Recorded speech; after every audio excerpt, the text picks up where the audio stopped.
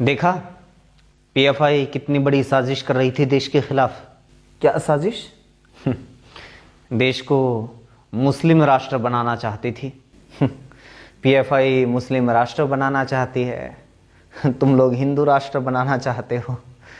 साजिश तो तुम दोनों देश के साथ कर रहे हो। बीच में पिस हम जैसे लोग रहे हैं जो देश को विकसित राष्ट्र बनाना चाहते हैं। तो ऐसे सदस्यों को अपने शिकंजे में लिया है जो भारत को 2047 तक इस्लामिक देश बनाने के लिए ट्रेनिंग दे रहे थे। इन मुसलमानों ने भी ना देश का सत्यानाश कर रखा है। तेरा क्या बिगाड़ दिया मुसलमानों ने? तुझे क्या परेशानी है? मुझे क्या, सारे देश को परेशानी है। असल में तो मुसलमान का मतलब ही परेशानी है। ऐसा क्या कर दिया मुसलमानों ने? ये रोज़ इतनी वारदातें हो रही हैं, ये सब इतना टीवी में दिखाया जाता है, ये सब तुझे दिखाई नहीं देता क्या? वारदातें तो क्या ये सारी वारदातें मुसलमान करते हैं?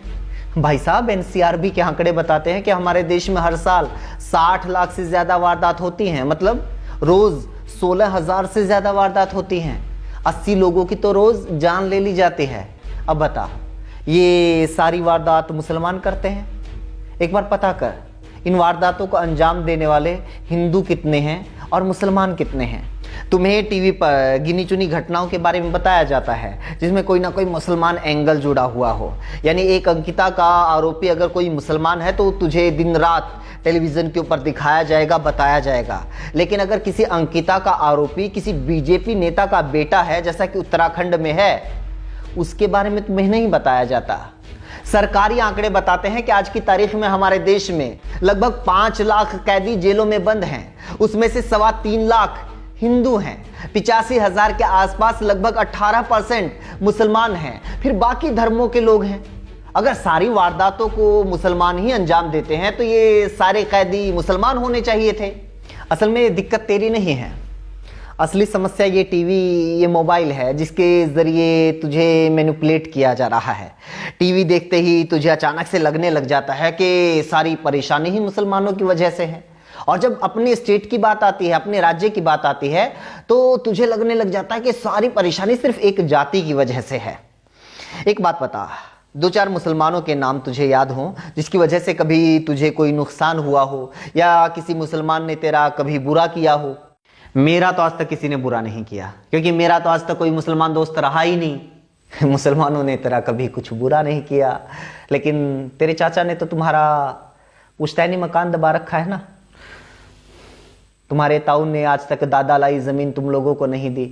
चाचा और ताऊ के खिलाफ तुम लोगों का कोर्ट में केस चल रहा है, लेकिन तुम्हें दिक्कत सिर्फ मुसलमानों से है ना।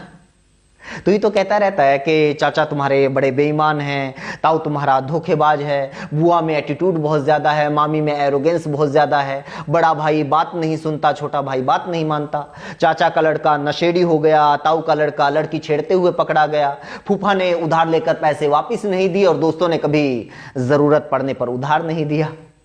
अब बता, इन तमाम लोगों में कितने मुसलमान हैं? ये तो सारे तेरे अपने लोग हैं ना, तेरे अपने धर्म, अपनी जाति के लोग हैं। लेकिन फिर भी तुझे परेशानी तो मुसलमानों से है। पता है क्यों?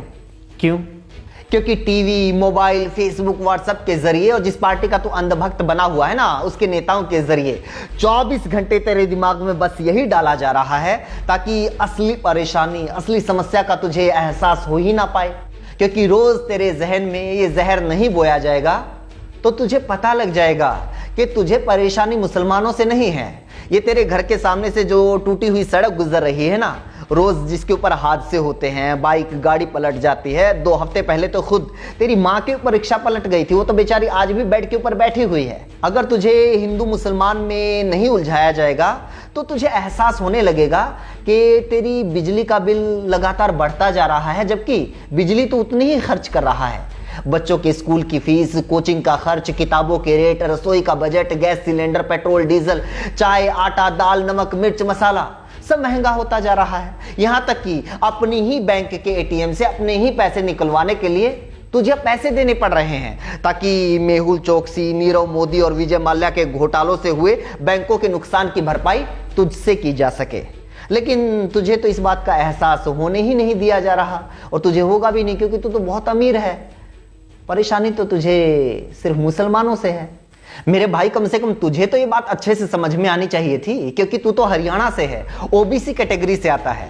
खट्टर सरकार ने तुम लोगों का आरक्षण खत्म कर दिया, तुम लोगों के बच्चों के वजीफे खत्म कर दिए। जिन स्कूलों में तुम्हारे बच्चे पढ़ने के लिए जाते हैं उन स्कूलों को बंद किया जा रहा है। कॉलेज से साइंस और कॉमर्स की स्ट्रीम खत्म की जा रही है। एमबीबीएस की फीस को 20 गुना बढ़ा दिया गया है। कैसे पढ़ेंगे तुम लोगों के बच्चे? नौकरियों को पंसारी की दुकान पर सामान की तरह बेचा जा रहा है। पूरे देश में सबसे ज्यादा बेरोजगारी है तुम्हारे स्टेट में। घोटालों पर घोटाले सामने आ रहे हैं। हरियाणा में क्राइम इतना बढ़ गया है कि गांव-गांव में गैंग बन रहे हैं, घर घर में नशे के अड्डे बन रहे हैं। लेकिन तुम्हें समस्या खट्टर सरकार से थोड़े है। तुम्हें तो ये बताया जाता है कि समस्या तो सारी मुसलमानों की वजह से है, और हरियाणा में एक जाति की वजह से है, जाटों की वजह से है। कहीं मुसलमानों से नफरत, कहीं जाटों से नफरत, कहीं यादवों से, कहीं सिखों से। पूरी दुनिया में हजारों बार आजमाए गए घिसे पिटे फॉर्मूले के तहत तुम लोगों को आपस में लड़वाया जा रहा है, अपने ही लोगों के खिलाफ भड़काया जा रहा है। फिर भी तुम लोगों को समझ में नहीं आ रहा है क्या? कब समझोगे? सब कुछ बर्बाद होने के बाद